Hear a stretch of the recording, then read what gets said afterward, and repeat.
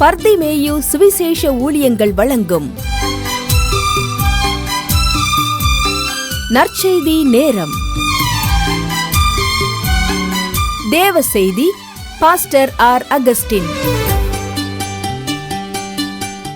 இந்த நாளில் உங்களோடு பல காரியத்தை பேசி வருகிறேன். போராட்டம் யாருக்குண்டு?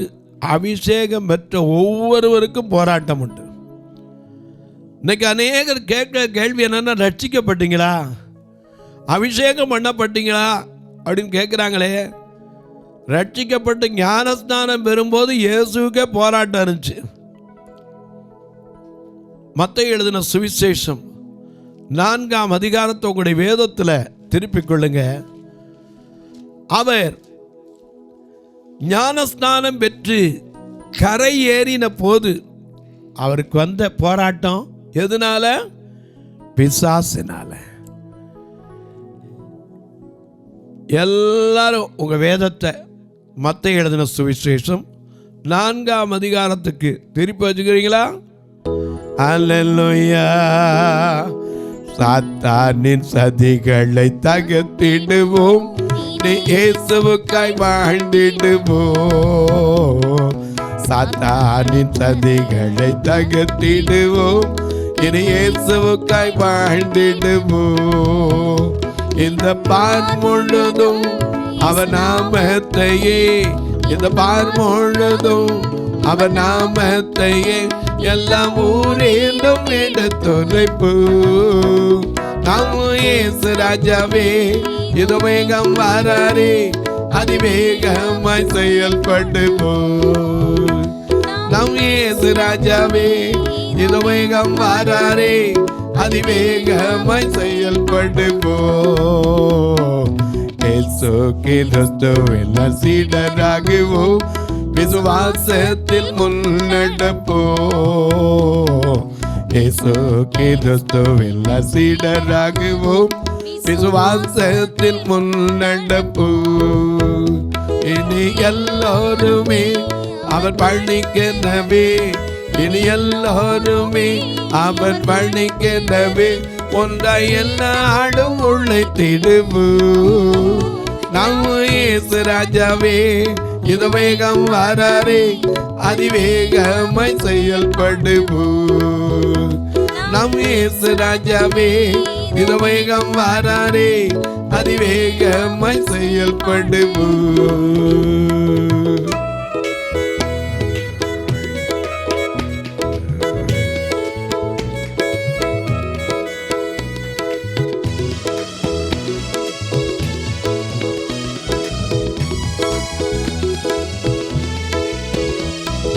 மனிதர் யாரிடமும் பாசம் காட்டுவோம், இயேசு மந்தைக்குள் அழைத்திடுவோம். மனிதர் யாரிடமும் பாசம் காட்டுவோம், இயேசு மந்தைக்குள் அழைத்திடுவோம். அதி உற்சாகமாய், அதி சீக்கிரமாய், அதி உற்சாகமாய், அதி சீக்கிரமாய் ராஜபாதையை செம்மையாக்குவோம். நாம் இயேசு ராஜாவே, இது வேகம் வராரே, அதிவேகமாய் செயல்படுவோம். நாம் இயேசு ராஜாவே, இது வேகம் வராரே, அதிவேகமாய் செயல்படுவோம்.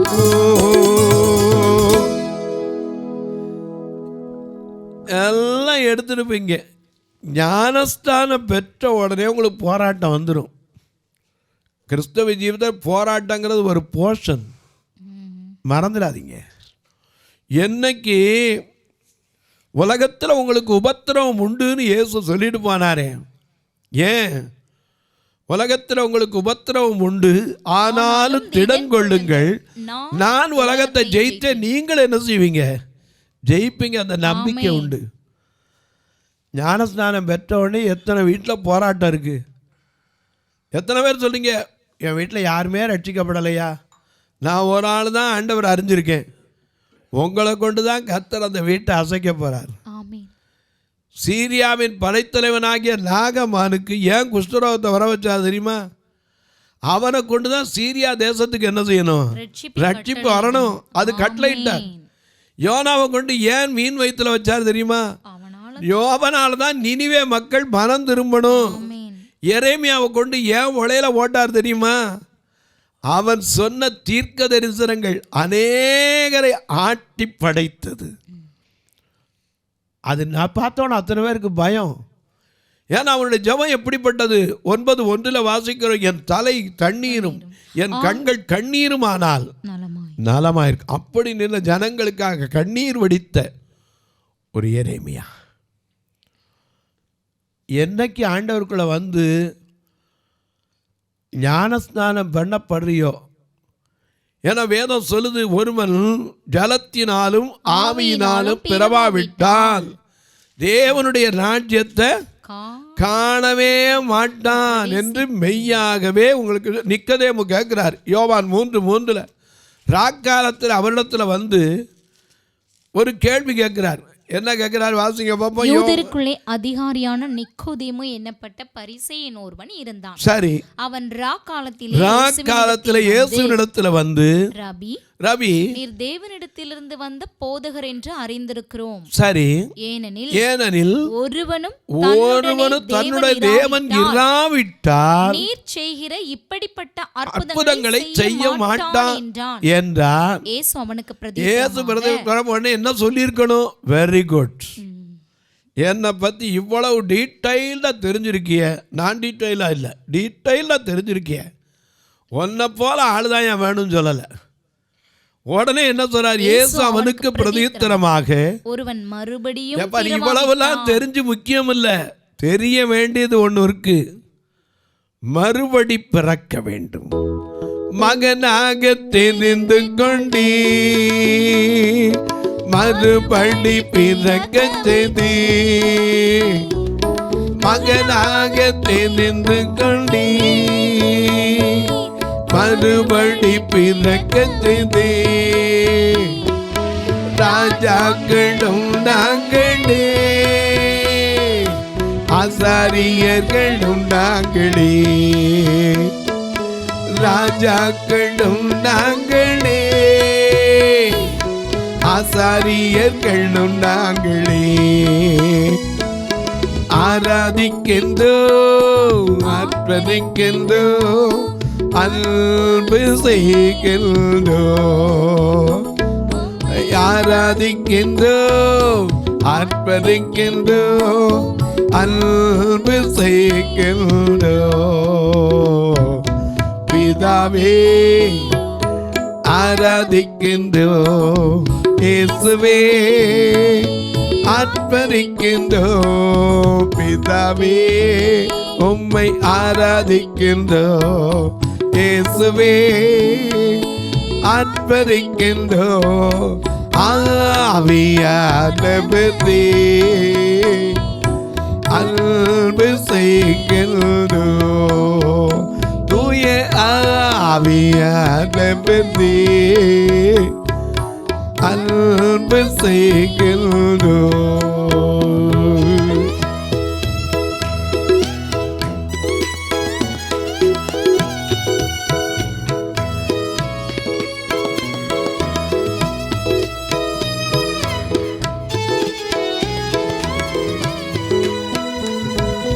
சகலமும் படைத்தவரே, சர்வ வல்லவரே. சகலமும் படைத்தவரே, சர்வ வல்லவரே. மகிமைக்கு பாத்திரனே, மகிமைக்கு பாத்திரனே. மங்காத பிரகாசமே ஆராதிக்கின்றோ, அர்ப்பணிக்கின்றோ, அன்பு செய்கின்றோ.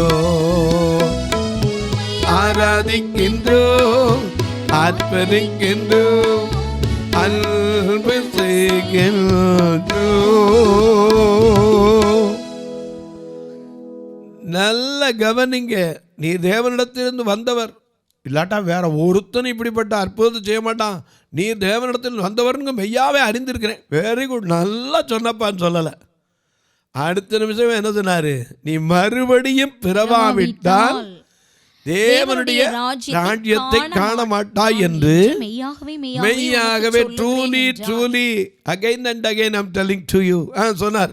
அதற்கு நிக்கோதேமு ஒரு மனுஷன் முதிர் வயதாய் இருக்கையில் எப்படி பிறப்பான்? அவன் தன் தாயின் கர்ப்பத்தில் இரண்டாம் தரம் பிரவேசிக்க கூடுமோ என்றான். சரி, இயேசு பிரதித்திரமாக ஒருவன் ஜலத்தினாலும் ஆவியினாலும் பிறவாவிட்டால் தேவனுடைய ராஜ்யத்தில் பிரவேசிக்க மாட்டான் என்று மெய்யாகவே மெய்யாகவே உனக்கு சொல்லுகிறேன். மாம்சத்தினால் பிறப்பது மாம்சமாயிருக்கும், ஆவியினால் பிறப்பது ஆவியாயிருக்கும்.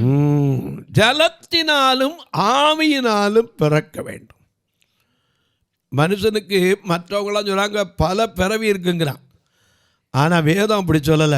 ஒரு தரம் பிறப்பதும் நியாயத்தீர்ப்பு அடைவதும் மனிதனுக்கு நியமிக்கப்பட்டிருக்கிறது. மாணிக்கவாசத்தை கேட்டேன்னா சொல்லுவார், புல்லாய் புடுவாய் பூடாய் வளங்காய் வல்மிருகமாகி பறவையாய் பாம்பாய் கல்லாய் மனிதராய் பேயாய் கணங்களாய் வல்லசுரராகி முனிவராய் தேவராய் செல்லான் என்ற தாவர சங்கமுத்துள் எல்லா பிறப்பும் பிறந்தழைத்தேன் என்பருமானார். அத்தனை பிறப்பு நான் இங்கே அப்படி இல்லை. ஒரு காணி தாயின் வயிற்றுல இருந்து பிறந்துட்டேன், மறுபடியும் பிறக்க வேண்டும். பாவத்திற்கு செத்து நீதிக்கு பிழைத்திருக்க, அதான் மறுபடி பிறக்கிறது. இந்த ஞானஸ்தானம் பெற்றுட்டீன்னா உனக்கு போராட்டம் வந்துடும். இயேசுக்கே வந்துச்சு. வாசிங்க பார்க்கலாம். மத்தேயு எழுதின சுவிசேஷம் 4ஆம் அதிகாரம் 1 வசனத்திலிருந்து திருப்பிக் கொள்ளுங்க. அப்பொழுது இயேசு பிசாசினால் சோதிக்கப்படுவதற்கு, எதுக்கு? அதுக்கு முந்தின வசனம் 3ஆம் அதிகாரம் கடைசி வசனத்தை பாருங்க. இயேசு ஞானஸ்நானம் பெற்று ஜலத்திலிருந்து கரையேறின உடனே வானம் அவருக்கு திறக்கப்பட்டது. தேவ ஆவி புறாவை போல இறங்கி தம்மில் வருகிறதை கண்டார். காட்டு புறாவின் சத்தம் கேட்கிறது, என்னை தேடி வருவார் என்று தனக்கு ஏன் இசைக்கிறது, மன்னவர் சிங்காரமாய் வருவார் என்று. காட்டு புறாவின் சத்தம் கேட்கிறது, என்னை தேடி வருவார் என்று காணக்குயில் இந்தகம் இசைக்கின்றது, மன்னவர் சிங்காரமாய் வருவார் என்று. உன் வருகை வரை நான் காத்திருந்தேன், உன் விழி 2 என்று விழித்திருந்தேன். உன் வருகை வரை நான் காத்திருந்தேன், உன் விழி 2 என்று விழித்திருந்தேன். காட்டு புறாவின் சத்தம் கேட்கிறது, என்னை தேடி வருவார் என்று. நல்ல கவனிங்க. புறாவை போல பரிசுத்த ஆவியானவர், இவர் என் நேசகுமாரன், இவருக்கு செவி கொடுங்கள் சத்தம் கேட்டுச்சு. இப்படி ஞானஸ்நானம் பண்ணி அவர் கரையேறின உடன் இந்த பரிசுத்த ஆவியான அவர் மேலே வந்த உடனே பிசாசினால் சோதிக்கப்படும்படி வனாந்தரத்திற்கு கொண்டு போகப்பட்டார். அவர் இரவும் பகலும் 40 நாள். அது மட்டும் இல்ல, இந்த அபிஷேகம் பண்ணப்படுறதுக்கு முன்னாடி, இந்த ஞானஸ்நானம் பெறதுக்கு முன்னாடி 40 நாள் இரவும் பகலும் உபவாசித்திருந்தார். அவருக்கு பசி உண்டாச்சு. உடனே சாப்பாட்டுல சோதனை வந்துச்சு. நீர் தேவனுடைய குமாரனே ஆனால் இந்த கல்லுகளை எங்க அப்பமாக்கும். ஏன்னா அவர் 5 அப்பம் 2 மீன் என்ன செய்தார்? 5000 புருஷர்களுக்கு ஆசீர்வதிச்சு கொடுத்தாரே. பிசாசு அதை ஞாபகம் வச்சிருப்பான், நம்ம தான் மறந்துடுவோம்.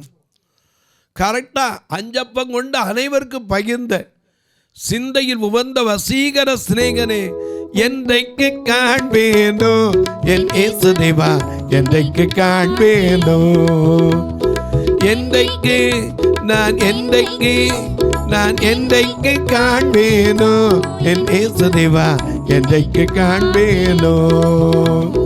உன்னதமான தேவகுமாரனை, உன்னதமான தேவகுமாரனை என்றைக்கு நான் என்றைக்கு என்றைக்கு காண்பேனோ என் இயேசு தேவா என்றைக்கு காண்பேனோ.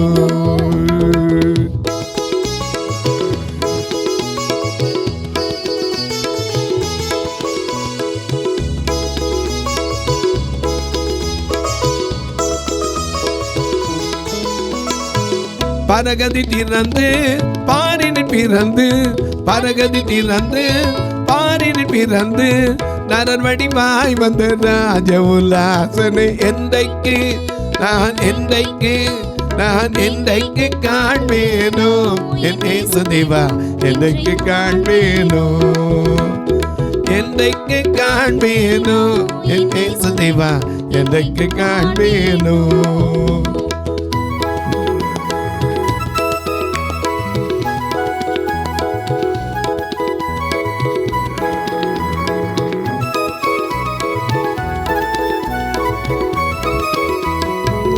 ஐந்தப்பம் கொண்டு அனைவருக்கு பகிர்ந்து, ஐந்தப்பம் கொண்டு அனைவருக்கு பகிர்ந்து, சிந்தையில் உவந்த வசீகர ஸ்நேகனை என்றைக்கு நான் என்றைக்கு காண்பேனோ என் இயேசு தேவா என்றைக்கு காண்பேனோ, நான் என்றைக்கு காண்பேனோ. பிசாசு கரெக்டா ஞாபகம் வச்சிருப்பான். தேவனுடைய குமாரனானா இந்த கல்லுகளை அப்பமாக்கு, ஏன்னா அவனுக்கு தான் வல்லமை உண்டு. நீ சொல்ல ஆகும் கட்டளையிட நிற்குமே. அன்னைக்கு வெறும் தண்ணீரை திராட்சரசமாக மாற்றினது பிசாசுக்கு ஞாபகம் இருக்காதுன்னு நினைக்கிறீங்களா? அவர் செய்ய போகிற அற்புதம் தெரிஞ்சிருக்கோம், அவர் யாருங்கிறது அவனுக்கு தெரியும். அதனால தான் அவருக்கு கேட்குறாரு, நீ தேவனுடைய குமாரனே ஆனால் இந்த கல்லுகளை அப்பமாகும்படி செய்யும். உடனே என் திறமையை பார்த்தியா, நான் நினச்சா என்ன வேணாலும் செய்வேன் அப்படின்னு சொன்னார இயேசு? இல்லை. உடனே சொன்னார், மனுஷன் அப்பத்தினால் மாத்திரம் அல்ல, தேவனுடைய வாயிலிருந்து புறப்படுகிற ஒவ்வொரு வார்த்தையினாலும் பிழைப்பான் என்று எழுதியிருக்கிற வார்த்தையை சொன்னார். ஜீவ அப்பம் அல்லோ கிறிஸ்துவின் திருச்சரீரம் அல்லோ. ஏன்னா அவர் யாரு? ஜீவ அப்பம். நானே ஜீவ அப்பம்னு சொன்னாரு. அந்த ஜீவ அப்பத்தை இப்ப சோதிக்கிறான். எங்க ஒரு வார்த்தை சொல்லி எங்க அப்பமாக்கும் இவர் சொன்னாரு, அப்பத்தினால மட்டும் இல்லப்பா, ஒரு வார்த்தை போதும். அதன் பிறகு அவரை கூட்டிட்டு போய் உயரமான இடத்துல நிற்க வச்சு, எங்க இங்க இருந்து குதிங்க பாப்போம், தேவாலயத்தின் உப்பரிகையில அவரை நிறுத்தி தேவனுடைய குமாரனே ஆனால் திரும்ப திரும்ப அதைத்தான் ஞாபகப்படுத்துறேன். எங்க எப்படியாவது நாமப்பா தேவனுடைய குமாரன் எனக்கு வல்லமுன்னு சொல்லிடுவாரா? இல்லைங்க, மரண பரியந்தம் தம்மை தாழ்த்தினார். கடைசி வரைக்கும் உபத்திரவத்தின் பாதையில தான் அவர் கடந்து போனார். உபத்திரவத்தினால்தான் தன்னை பூரணப்படுத்தினார். ஆமா, இன்னைக்கு நமக்கு ஒரு சின்ன திறமை தெரிஞ்சா நம்மளை பார்த்து ஒன்னால முடியாது, என்னால முடியாதா, உடனே அடுத்த நிமிஷம் நமக்கு கோபம் வந்துடும். யாரை பார்த்து சொல்றேன்? அவரே சொன்னார், நான் வேண்டிக் கொண்டா எத்தனை லேகியம் அனுப்ப மாட்டாரு, ஆனால் தேவ சித்தம் செய்யறதுக்கு வந்திருக்கப்பா, என்ன வேணாலும் நடக்கட்டும். தேவனுக்கு ஏற்றவளை தான் அவன் சிந்திச்சார், வரையும் மனுஷனுக்கு ஏற்றவளை ஒரு இடத்துல கூட சிந்திக்கலை. அவன் சொன்னான், எங்க உப்பரிகையில் நிற்கிறேன்ல, எங்க அங்கேருந்து குதிங்க, ஏன்னா வேத வசனம் சொல்லுதே, உன் பாதம் கல்லில் இடராதபடிக்கு அவர்கள் தங்களுடைய கைகளில் ஏந்தி கொண்டு போவார்கள் என்று அவர் எழுதின வச்ச திருப்பி கேட்டான். அவர் அப்ப சொல்றாரு, வாசிங்க. அதற்கு இயேசு, தேவனாகிய கர்த்தரை பரீட்சை பாராதிருப்பாயாக என்றும் எழுதி இருக்கிறதே. அதனால இஸ்ரவேல் மக்கள் பரீட்சை பார்த்து பாம்புகளால் அழிக்கப்பட்டார்கள். 1 கொரிந்தியர் 10ஆம் அதிகாரத்தில் வாசிக்கிறோம். அவங்க அழிக்கப்பட்டால ஒரே ஒரு காரணம் என்ன? பாம்புகளால் அழிக்கப்பட்டது காரணம் கிறிஸ்துவை பரீட்சை பார்த்து. இன்னைக்கு ஒரு நாள் ஆண்டவரை பரீட்சை பார்க்காதீங்க. எனக்கு இதை கொடுத்தீங்கன்னா நான் இதை கொடுப்பேன் அப்படி சொல்லவே சொல்லாதீங்க. ஆண்டவருக்கு நீ கொடு, அவர் 1000 மடங்கு திரும்ப கொடுப்பார். ஏன்னா ஒரு சமயத்தில் ஒரு ஊழியக்காரர் சொன்னார், எனக்கு நினச்ச காரியம்லாம் கைகூடி வரணும்னா நான் என்ன செய்வேன் தெரியுமா? முதல்ல நான் ஒரு ப்ரோக்ராம் போடுறேன், அதுக்கு ஒரு 10 லட்சம் செலவுனா 1 லட்ச ரூபாய் எடுத்து என் கையிலேருந்து கூட தசம பாகமா விசுவாசத்தோட எளிமையான ஊழியங்களுக்கு கொடுப்பேன். கர்த்தர் எனக்கு அதுக்கு ஃபுல்லாக தேவையை சந்திப்பார்னார். விசுவாசம். கொடுங்கள் அப்பொழுது கொடுக்கப்படும், குலுக்கி சரிந்து விழும்படி நன்றாய் அளந்து போடுவாங்க. எனக்கு அன்பானுடைய அவர் கேட்டார், எங்கே எழுதியிருக்க? உங்கள் பாத கையில் விழாத கீழே விழாதபடிக்கு கைகளை ஏந்தி கொண்டு போவார்கள் என்று எழுதியிருக்கிறது. அவர் சொன்னார், உன் தேவனாகிய கர்த்தரை பரீட்சை பாராது இருப்பாயாக என்றும் எழுதியிருக்கிறது என. 3வது ஒரு காரியத்தை சொன்னான், வாசிக்க பார்க்கலாம். அவரை எல்லாம் கூட்டிகிட்டு போய் வெந்த இடத்துக்கு கூட்டு போய் நிப்பாட்டி அவர் எல்லாத்தையும் சொல்கிறார், இந்த பாருங்க என்ன கொடுக்கப்பட்டிருக்கு, இவைகளெல்லாம் எனக்கு என்ன செய்யப்பட்டிருக்கு, ஒப்பு கொடுக்கப்பட்டிருக்கிறது. என்னை பணிந்து கொண்டால் இவைகளெல்லாம் உமக்கு தருவேன் நானே. உடனே அவர் பணிஞ்சிட்டாரா? அடுத்த வார்த்தை அப்பொழுது இயேசு, அப்பாலே போ சாத்தானே, அப்பாலே போ சாத்தானே. தொடர்ந்து வாசிங்க. உன் தேவனாகிய கர்த்தரை பணிந்து கொண்டு அவர் ஒருவருக்கே ஆராதனை செய்வாயாக என்று எழுதியிருக்கிறதே என்றார். அப்பொழுது பிசாசானவன் அவரை விட்டு விலகி போனான். உடனே தேவதூதர்கள் வந்து அவருக்கு பணிவிடை செய்தார்கள். இன்னைக்கு உனக்கு ஞானஸ்தானம் எடுக்காம போதே போராட்டம் வரத்தான் செய்யும். இன்னைக்கு அநேக சொல்றீங்க, என்னைக்கு நான் ஞானஸ்தானம் எடுத்துட்டு வந்தனோ அன்னையிலேருந்து என் வீட்டில் பிரச்சனை தான் ஐயா. சில நேரம் கோதுமை சலிக்கிற மாதிரி சல்லடையில் போட்டு சலிப்பான். ஆனால் நீ ஒரு கோதுமை மணியாக இருந்தா கீழே விழவே மாட்ட. சொலகில் புடைக்கிறது போல புடைப்பான். ஆனால் உன் விசுவாசம் ஒழிந்து போகாது. கர்த்தர் ஒரு நாள் உன்னை விட்டு கொடுக்க மாட்டார். மறந்துடாதீங்க. போராட்டம் எதனால் வருகிறது என்று சொல்லி வருகிறேன். ரட்சிக்கப்பட்டவனுக்கு போராட்டம் உண்டு, அபிஷேகம் பண்ணப்பட்டவனுக்கு போராட்டம் உண்டு. என்னைக்கு அபிஷேகம் பண்ணப்பட்ட சவுல் ராஜா அபிஷேகம் கிடைச்சோ அன்னைக்கு அவனுக்கு பொல்லாத ஆவி வந்துச்சு. என்னைக்கு தாவீதுனுடைய வாழ்க்கையில் அபிஷேகம் வந்துச்சோ அவன் ஓடி ஒளிய வேண்டிய வந்துச்சு. தொலைக்காட்சியில் பார்க்கிற என் அன்பு மக்களே, உங்களுக்கும் போராட்டம் உண்டு. ஆனால் வாழ்க்கைங்கிறது போராட்டம். என்ன வாரம்? வாழ்க்கை என்பது போராட்டமே, நல்லதொரு போராட்டமே. வாழ்க்கை என்பது போராட்டமே, நல்லதொரு போராட்டமே. ஆவி தரும் பட்டயத்தை, ஆவி தரும் பட்டயத்தை எடுத்து போராடி வெற்றி பெற, எடுத்து போராடி வெற்றி பெற. பெரிய மனபலி உன் ஆத்துமா வாழ்வது போ, நீ எல்லாவற்றிலும் வாழ்ந்து சுகமாயிரு மகனே, ஐயா சுகமாயிரு மகளே, ஐயா சுகமாயிரு மகனே. தொலைக்காட்சியில் பார்க்கிற என் அன்பு மக்களே, இந்த நிகழ்ச்சியை பார்க்கறதோடு விட்டுறாதீங்க. ஒரு வார்த்தை ஜெபம் பண்ணுங்க. தொடர்ந்து வரணும். இதற்கான தேவைகள் சந்திக்கப்படணும். தொடர்ந்து உங்களோட எத்தனை போராட்டம், நிறைய காரியம் உண்டு. உங்களுக்கு பேசுகிறேன். வாக்குத்தத்தத்தினால போராட்டம் உண்டு, அபிஷேகத்தினால போராட்டம் உண்டு. அபிஷேகம் பண்ணப்பட்டாலும் ஒருத்தரை காட்டியிருக்க இன்னும் பல பேர் இருக்கிறாங்க. அது மட்டும் இல்லை, தீர்க்க தரிசனத்தினாலே போராட்டம் உண்டு, ஆராதனையினால போராட்டம் உண்டு, ஆண்டவருக்கு சாட்சியாக நிற்கும் போது போராட்டம் உண்டு.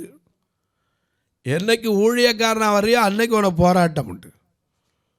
தொடர்ந்து உங்களோடு பேசுகிறேன். இந்த நிகழ்ச்சியை பார்க்குறதோடு விட்டுறாம ஒரு வார்த்தை ஜெபம் பண்ணுங்க. அது மட்டும் இல்லை ஐயா, ஒவ்வொரு நாளும் இந்த நிகழ்ச்சி வருவதற்கு தேவைகள் சந்திக்கப்பட ஜெபம் பண்ணுங்க. எங்கள் ஆலயத்தில் எப்போமாவது உங்களுக்கு டைம் கிடச்சா ஒரு நாள் வந்து பாருங்கள். மாதாந்திர கூட்டங்கள் ஒவ்வொரு ஞாயிற்றுக்கிழமை 2 ஆலயம், ஒருத்தரை கூட நான் சும்மா அனுப்புகிறதே இல்லை. ஏன்னா கிரியை இல்லாத விசுவாசம் ஒருத்தரை ரட்சிக்காது. ஆகையினால நீங்களும் கர்த்தர் ஏவினால் உங்கள் பிறந்த நாள், திருமண நாள் போன்ற நல்ல நாட்களில் கர்த்தர் ஏவினால் நீங்கள் உதவலாம். ஆனால் கட்டாயம் இல்லை, விசனமாயல்ல. வேலையில் உயர்வு கிடைத்து அல்லது ரொம்ப நாள் குழந்தை இல்லாமல் ஒரு ஆசீர்வாதம் பெற்றுக்கொண்ட நாள், இப்படிப்பட்ட நாட்களில் தங்களுக்கு அன்பான இழந்த நினைவு நாட்கள், இப்படிப்பட்ட நாட்களில் கர்த்தர் இங்கே ஏவினால் இந்த மக்களை அழைத்து வரக்கு உதவலாம், ஒரு நாள் உணவு கொடுக்க உதவலாம், ஏன் கண்ணை போல உதவுகிற ஊன்றுகோல் இந்த பார்வையற்ற மக்களுக்கு கொடுக்க உதவலாம், ஏன் ஒரு கட்டுமான பணி வயது முதிர்ந்த சகோதரிகள் பார்வையற்ற சகோதரிகளுக்காக கட்டப்பட்டு அதுக்கு உதவலாம், பார்வையற்ற மரித்தா கூட சொந்தக்கார வரமாட்டானே அந்த ஃபியூனரல் ஃபண்டுக்கு உதவலாம். நீங்களும் கர்த்தர் ஏவினால் கட்டாயம் அல்ல. எப்படி தொடர்பு கொள்ள? இதில் 2 ஃபோன் நம்பர் வருது, இது வழியாக தொடர்பு கொள்ளுங்க. கணக்கு வைக்கிறது உண்டுங்கிறவங்க என்கிட்ட கேளுங்க, அதுக்கு சொல்கிறேன். போஸ்டல் வழியாக நீங்கள் தொடர்பு கொள்கிறவங்களுக்கும் மணி ஆர்டர் மூலமாக மட்டுமில்லை, அதுலேயும் ஒரு அக்கௌண்ட் உண்டு, போஸ்ட் பேங்க் அக்கௌண்ட். அதுக்கு நம்பர் உண்டு 36 35 38 89 63. இது வழியாகவும் நீங்கள் தொடர்பு கொள்ளலாம். உங்கள் ஜபக்காரி எது இருந்தாலும் காலை 10லேருந்து 5 மணிக்குள்ளே தாராளமாக சொல்லலாம். இப்போவும் உங்களுக்கு ஜெபிக்கட்டுமா? நல்ல பிதாவே, நன்றியோடு துதிக்கிறோம் சுவாமி. யார் யார் எந்தெந்த நிலையில் போராட்டத்தை சந்தித்து கொண்டிருக்கிறார்களோ அவருடைய போராட்டங்களெல்லாம் மாறட்டும். சிலருக்கு அமாவாசை பௌர்ணமி வந்தால் கூட சரீரத்தில் வியாதிகள், சில விஷப்பூச்சிகள் கடித்த அதனாலே பலவீனங்கள் அநேகரை வாட்டி வதைக்கிறதை பார்க்கிறோம். மெய்யாகவே குமாரன் விடுதலையாக்கினால் நீங்கள் விடுதலையாவீர்கள் என்ற யோவான் 8:34 ஒவ்வொருவருக்கும் விடுதலையை கொடும். வியாதியிலிருந்தும் வேதனையிலிருந்தும் கட்டுகளிலிருந்தும் கண்ணிகளிலிருந்தும் செய்வனை பில்லி சூனிய கட்டுக்களிலிருந்தும் பரிபூர்ண விடுதலையை கொடும். இந்த ஊழியத்தை தாங்குகிற, ஜெபிக்கிற, கொடுக்கிற எல்லா மக்களையும் ஆசீர்வதி. பிறந்த நாள், திருமண நாளை நினைவு கூறுகிற மக்களுக்காய் ஜெபிக்கிறேன். தங்களுக்கு அன்பான இழந்து தவிக்கிற ஆறுதலற்ற மக்களுக்காய் ஜெபிக்கிறேன். ஒவ்வொருவருடைய கண்ணீர் கவலைகள் மாறட்டும், வேதனைகள் விலகட்டும். வானத்திற்கும் பூமிக்கும் சகல அதிகாரம் கொண்ட இயேசு கிறிஸ்துவின் ஈடு இணையற்ற வல்லமையுள்ள நாமத்தில் ஜெபிக்கிறேன் நல்ல பிதாவே, ஆமென், ஆமென். சபை ஆராதனை ஞாயிறு காலை 10 மணி முதல் 12 மணி வரை. இடம் பர்திமேயு சுவிசேஷ ஆலயம், அன்னை சத்யா நகர், இளமனூர் அஞ்சல், சக்கிமங்கலம் வழி, மதுரை மாவட்டம். பின்கோட் 625201 மற்றும் பர்திமேயு சுவிசேஷ ஜெப வீடு, flat number 107, Eden garden, Muthur, Tirunelveli. Pincode 627011. சிறப்பு உபவாச கூட்டம் ஒவ்வொரு மாதமும் 2வது சனிக்கிழமை காலை 10 மணி முதல் 1 மணி வரை நாகர்கோவில் YMCA ஹாலில் வைத்து நடைபெறுகிறது. மற்றும் ஒவ்வொரு மாதமும் 4வது சனிக்கிழமை காலை 10 மணி முதல் 1 மணி வரை திருநெல்வேலி புதிய பேருந்து நிலையம் அருகில் உள்ள கிரேஸ் ஹாலில் வைத்து நடைபெறுகிறது. எங்கள் எல்லா ஆராதனைகளிலும் கலந்து கொண்டு தேவனை மகிமைப்படுத்த அன்பாய் அழைக்கிறோம். உங்கள் உதாரத்துவமான காணிக்கைகளினால் இவ்வூழியத்தை தாங்க விரும்பினால் R Augustine, account number 5021364331, IFSC code IDIB 000B066, Indian bank, BP Kulam, Madurai. GPay number 9842181917, BGM ministries மற்றும் 9442559772, பிளைண்ட் மினிஸ்ட்ரீஸ் அகஸ்டின். உங்கள் தொடர்புக்கு பாஸ்டர் ஆர் அகஸ்டின், பர்திமேயு சுவிசேஷ ஊழியங்கள், நாகமலை, புதுக்கோட்டை, மதுரை 625019. தொலைபேசி எண்கள் 9842181917 மற்றும் 9442559772. கர்த்தர் தாமே உங்களை ஆசீர்வதிப்பாராக.